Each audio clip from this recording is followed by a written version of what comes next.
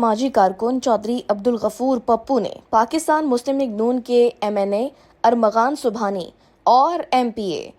चौधरी तारिक सुबहानी की क़ियादत पर एतमाद का इजहार करते हुए आज़ाद कश्मीर के इंतखाबात में एहसन हाफिज रजा की कामयाबी के लिए नेक तमन्नाओं का इजहार किया। मैं 2 महीने ਦੇ ਉਤੋਂ ਅਲਾ ਤੂਲ ਚੌਧਰੀ ਰਮਗਾਨ ਸੁਭਾਨੀ ਸਾਹਿਬ ਦੀ ਵਰੀਓ ਖਾਨਦਾਨ ਦੀ ਵਜ੍ਹਾ ਦੇ ਨਾਲ ਇਸ ਇਲੈਕਸ਼ਨ ਦੇ ਵਿੱਚ ਇਹਨਾਂ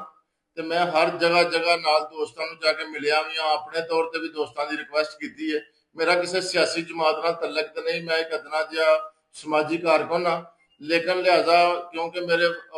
ਬਜ਼ੁਰਗਾਂ ਦਾ ਵੀ ਤਲਕ ਵਰੀਓ ਫੈਮਿਲੀ ਨਾਲ ਸੀ, ਅੱਜ ਤੀਸਰੀ ਪੀੜ੍ਹੀ ਸਾਡਾ ਤਲਕ ਵਰੀਓ ਫੈਮਿਲੀ ਨਾਲ ਪਿਆ ਚੱਲਦਾ ਹੈ। ਉਹਨਾਂ ਦੀ ਵਸਾਦਤ ਦੇ ਨਾਲ ਐਸਐਨ ਰਜ਼ਾ ਸਾਹਿਬ ਨੂੰ ਟਿਕਟ ਮਿਲਣ ਦੀ ਵਜ੍ਹਾ ਇਹ ਹੈ ਕਿ ਅਸੀਂ ਦਿਨ ਰਾਤ ਜਿੰਨੇ ਜੋਗੇ ਹੈ ਵਾ ਦਿਨ ਰਾਤ ਨਾਲ ਦੋਸਤਾਂ ਦੇ ਜਾਣਦੇ ਆ, ਕੰਪੇਨ ਤੇ ਕਰਨੇ ਆ। ਇਸ ਵੇਲੇ ਤੇ ਅਲਹਮਦੁਲਿਲਾ ਮੁਸਲਿਮ ਲੀਗ ਨੂਨ ਦਾ ਜਿਹੜਾ ਕੈਂਡੀਡੇਟ ਨੇ ਐਸਐਨ ਹਾਫਿਜ਼ ਸਾਹਿਬ ਜਿਹੜੇ ਨੇ ਐਸਐਨ ਰਜ਼ਾ ਸਾਹਿਬ, ਉਹ ਲੰਮੀ ਲੀਡ ਦੇ ਉੱਤੋਂ ਇਨਸ਼ਾਅੱਲਾ ਉਹ ਜਿੱਤਦੇ ਨਜ਼ਰ ਆਉਂਦੇ ਨੇ ਤੇ ਜਿੱਤਣਗੇ ਇਨਸ਼ਾਅੱਲਾ।